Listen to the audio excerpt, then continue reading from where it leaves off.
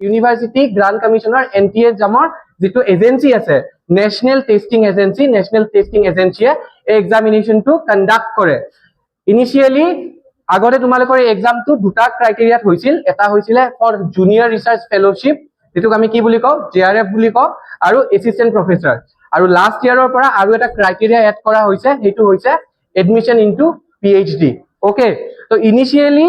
আমাৰ যেটো NTA UGC NET JRF for examination আছিল তাত দুটা তোমাৰ criteria asile one is junior research fellowship that is JRF and another one is assistant professor aru recently last year pora yat admission into PhD namor jitu eta criteria this is a third criteria hetu add kora hoise ei examination to yearot dubar ke tumar kor ki kora hoy conduct kora hoy yearly eta June session ot hoy every year aru eta tumar December session ot hoy aru more than 85 plus subjects are available in UGC NET JRF jeneke economics ase English as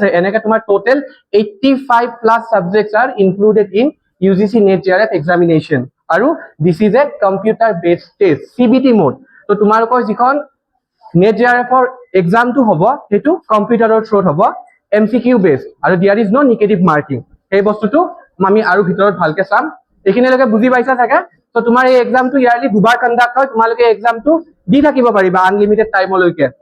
Okay, June session of dibo pariba kunubai jodi bhabisa je June session of moi nidiu moi poribo ebar time no hol then you can go for December. There are 85 plus subjects as well as this is a CBT computer based test computer or through ei test to tumar conduct kora hoy every year. So I want to give some current data what is the reality bortoman ki hoy ase so approx 1.88 lakh qualified NET candidates according to a data of 2025 2025 or eta data pora etu estimate kora hoise je India around 1.88 lakh students e ki korise NET qualify korise aru he total NET qualification or pora matro 5269 students e ki paise JRF paise that is the first criteria okay aru there are 1.28 lakh students who are eligible for PhD that is the third criteria okay so 2025 or data par ami ki kom palu India 1.8 lakh students e ki korise NET qualify korise tar pora matro 5269 students e ki paise matro JRF paise aru the third criteria kimane crack korise 1.28 lakh students e crack korise so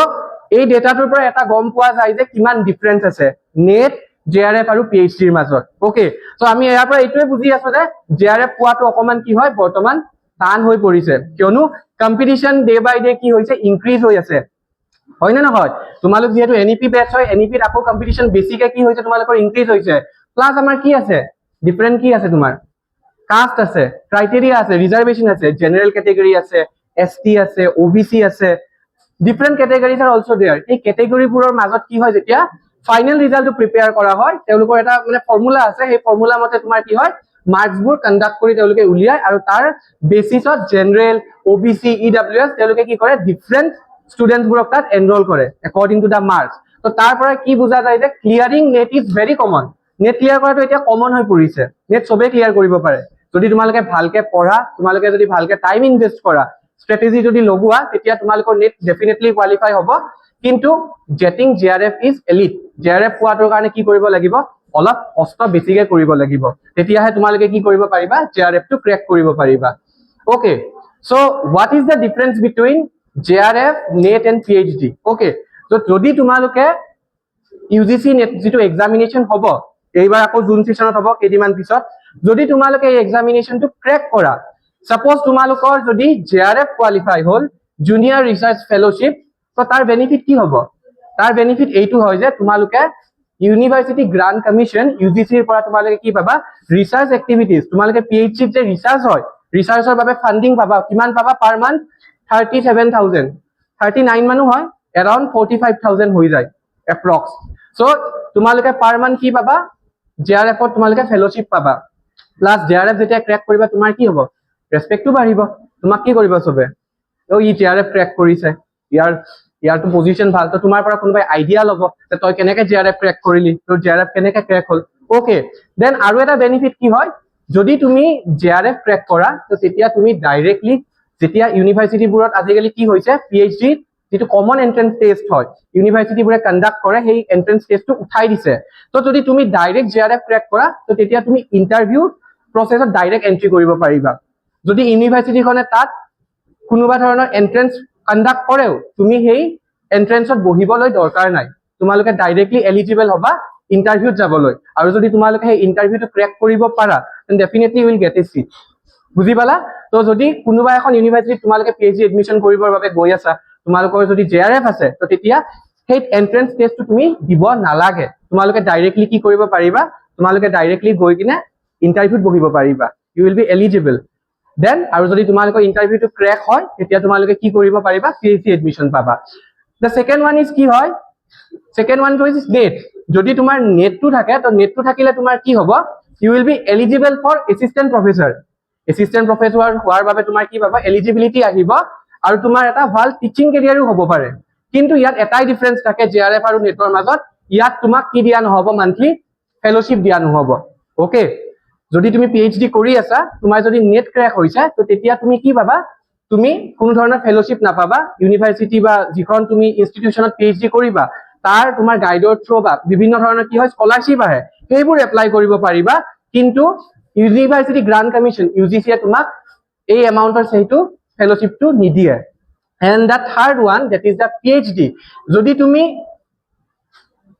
এই ক্ৰাইটেৰিয়াটো বৰ্তমান নতুনকে add হৈছে এইটো যদি crack কৰা তেতিয়া তুমি ফেলোশিপো নাপাবা কিন্তু তুমি পিএইচডি ইন্টাৰভিউৰ কাৰণে এলিজিবল হ'ব পাৰিবা তুমি যদি এই ক্ৰাইটেৰিয়াটো বৰ্তমান ক্ৰেক কৰিব পাৰা তেতিয়া তুমি ইউনিভাৰ্চিটি এখনে যদি পিএইচডিৰ কাৰণে কি পাতিছে এন্ট্ৰেন্স পাতিছে এন্ট্ৰেন্সত তুমি বহিব দৰকাৰ নাই তুমিও ডাইৰেক্টলি গৈ ইন্টাৰভিউত যাব পাৰিবা আৰু ইন্টাৰভিউ যদি তুমি ক্ৰেক কৰা তো তেতিয়া তুমি পিএইচডি সিট পাবা কিন্তু তোমাক কোনো ধৰণৰ কি দিয়া নহব ফেলোশিপ দিয়া নহব তো আমি ইয়াৰ পৰা এইটোৱে বুজো যে আমি কি ট্ৰাই কৰিব লাগিব আমি ট্ৰাই কৰিব লাগিব জেআৰএফ ওকে আমি জেআৰএফ ট্ৰাই কৰিব লাগিব যদি তুমি জেআৰএফ ট্ৰাই কৰা আৰু তোমাৰ জেআৰএফ লাগি যায় তো ডেফিনেটলি তোমাৰ পাৰ মান্থ 37000 প্লাস এটা ফেলোশিপ আহি আছে তোমাৰ ৰিসাৰ্চতো হেল্প হ'ব ইয়েস অৰ নো তো তোমাৰ তিনিটা ক্ৰাইটেৰিয়া কি হ'ব তেতিয়া একেলগে ক্ৰেক হ'ব আৰু you can apply for unlimited time এনেকুৱা নহয় যে এইবাৰ দিলা এইবাৰ নহল আকৌ দিব পাৰিবা যদি এইবাৰ তুমি জেআৰএফৰ কাৰণে ট্ৰাই কৰোতে নেট হল দেন সেকেন্ড টাইম তুমি আকৌ জেআৰএফৰ কাৰণে এপ্লাই কৰিব পাৰিবা okay so this is the basic difference between NET JRF and PhD I hope সবে বুজি পাইছা so there will be two papers in UGC NET examination okay এখন পেপার হয় তোমার paper 1 that is teaching and research aptitude তারপর তোমার 50 টা question আহে this is the first paper and the second paper is your respective paper that means তোমালোকৰ কাৰণে কি হ'ব ইকোনমিক্স হ'ব in this paper teaching and research aptitude তাত total 10 units আছে 10 টা ইউনিট থাকে teaching aptitude research aptitude comprehension communication ICT higher education system logical reasoning okay এনেকে তোমাৰ total তাত থাকিব 10 ইউনিটস তাৰ পৰা তোমাৰ কিমানটা কোৱেশ্চন আহিব 50 টা কোৱেশ্চন আহিব আৰু পাৰ কোৱেশ্চনত কি থাকিব 2 মাৰ্কস কে থাকে আৰু there will be no negative marking okay তোমালোকে গুটেই কেটা কি কৰিব পাৰিবা কোৱেশ্চন টাচ কৰিব পাৰিবা এনেকুৱা নহয় যে এইটো কোৱেশ্চন মই নাজানো মই ট্ৰাই নকৰো আমি কি কৰো এক্সামত টুক্কা মাৰো নে নামাৰো টুক্কা মাৰো তো টুক্কা মাৰিবা টুক্কা মাৰিলেও কেতিয়াবা লাগি যাব okay and the next paper is your respective paper এখন হৈছে ধৰা ইকোনমিক্সৰ তুমি তোমাৰ এইচএস ৰ পৰা মাস্টাৰ্ছ লৈকে ইকোনমিক্সত যিমান যি পঢ়িলা গুটেইখিনি বস্তু সামাৰাইজ কৰি এই পেপাৰখন ক্ৰিয়েট কৰা হ'ব এখন হৈছে ইকোনমিক্স আৰু তাত থাকিব কিমান টোটাল 100 টা কোৱেশ্চন সো 100 টা কোৱেশ্চন কৰিল ইনটু 2 কিমান হ'ব 200 সো देयर will be কিমান হ'ব total mark 300 there will be 300 combining both 1 and 2 paper আৰু টোটাল কোৱেশ্চন কিমান থাকিব 150 okay and there will be no negative marking তাত কোনো কি নাথাকিব negative marking নাথাকিব so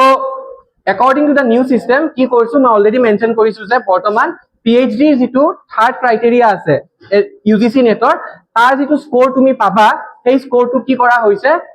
এডমিশনৰ বাবে ইউজ কৰা হয় ওকে আৰু তাৰ থৰে কি হৈছে বৰ্তমান ইউনিভাৰ্চিটিবোৰত এন্ট্ৰেন্সবোৰ উঠাই দিয়া গৈছে সিট ডিস্ট্ৰিবিউশনটো কেনেকে আছে 60% জুনে নেট বা জেআৰএফ ক্ৰেক কৰিব বা PhD ক্ৰেক কৰিব আৰু যদি সেইখন ইউনিভাৰ্চিটিত এন্ট্ৰেন্স পাতা হয় তো 40% স্টুডেন্ট এন্ট্ৰেন্সৰ পৰা কি কৰা হ'ব কালেক্ট কৰা হ'ব okay what is the connection already ক'লো তোমালোকক যে যদি তোমালোকৰ JRF থাকে JRFত কি হ'ব তোমালোকৰ ফান্ডিং এটা পাবা ভাল ৰিসাৰ্চ কেৰিয়াৰ হ'ব নেট যদি থাকে এলিজিবিলিটি ফৰ এসিস্ট্যান্ট প্ৰফেসৰ তোমাৰ ভাল এটা কেৰিয়াৰ হ'ব আৰু PhD তেতিয়া কি হ'ব PhD জাৰ্নিটো তোমাৰ কন্টিনিউ কৰাত সুবিধা হ'ব যিমান বছৰ তুমি PhD কৰিবা তুমি এটা ফান্ডিং পাই থাকিবা okay why it is important this examination is important for PhD because এইটো এটা ন্যাশনাল লেভেলৰ এক্সামিনেশন হয় এইটো আমাৰ অসমত কন্ডাক্ট কৰা এক্সাম নহয় বা নৰ্থ ইষ্টত কন্ডাক্ট কৰা এক্সাম নহয় এই এক্সামটো অল ইন্ডিয়া বেসড যদি তুমি UGC নেটৰ যেটো NTA কন্ডাক্ট কৰা এক্সামটো ক্ৰ্যাক কৰিছা you can go to other states also India বেলেগ ষ্টেটত গৈও তুমি কি কৰিব পাৰিবা ইন্টাৰভিউ দিব পাৰিবা you will be eligible for the post of assistant professor okay অসমত তুমি থাকি কিনে যদিও ক্র্যাক কৰিছা তোমালোকে বেলেগ এখন ষ্টেটত গৈও কি কৰিব পাৰিবা তাৰ স্কোৰটো দেখাব পাৰিবা যে মই নেট ক্ৰ্যাক কৰিছো প্লাস তুমি কি পাবা মেৰিট বেস সিলেকশন হ'ব ইউনিভাৰ্সিটি বুৰে তোমাক কি কৰিব প্ৰেফাৰেন্স দিব okay so that's why net is very important right now for getting an admission into PhD can we go for PhD without net hetu already mention korisu jodi tumar JRF u nohol jodi tumar net u nohol tumi PhD koriba pariba ne nuariba there is a question no karubar dhora ebar net dile netot tumar eku crack nohol tinuta criteria eta criteria tumi crack koriba nuarila but tumar PhD koriba mon asile eibar tumi PhD koriba pariba ne the answer is yes tumi PhD koriba pariba keneke এই university খনত যদি common entrance two তেওঁলোকে conduct কৰে এই entrance টেস্টটো যদি তুমি ক্ৰ্যাক কৰিব পাৰা দেন তোমাক ইন্টাৰভিউত ইনভাইট কৰা হ'ব আৰু তুমি যদি এই ইন্টাৰভিউটো যদি ক্ৰ্যাক কৰিব পাৰা then you will get a seat directly through the common entrance test okay but the difference is that তাত তোমাক কোন ধৰণৰ ফান্ডিং দিয়া নহব তো তোমাৰ যেটো ৰিসাৰ্চৰ যেটো জাৰ্নি হ'ব এইটো তুমি কি কৰিব লাগিব নিজাববীয়াকে এইটো খৰচ কৰিব লাগিব হয় stipend sare jitu mention korile already jibur fellowship ahe ongoing time of journey tumi he toroka he fellowship bur teke apply koribo pariba aru fellowship bur pale tumalokor research or journey ki hoba help hobo so how we can prepare for UGC net JRF ki koribo lagibo tumar jitu foundation hoy foundation to hoday ki koribo lagibo jikono subject or tumar ki hobo lagibo foundation to hoday strong hobo lagibo as we are right now ami ki pori asu economics pori asu there will be two paper 1 and paper 2 so tumar paper 1 khon jeto research aptitude ekhon totally new paper hey paper khonor jibur concept ase hey concepts kini bhalke ki koribo lagibo clear koribo lagibo along with that your own paper ami ki korim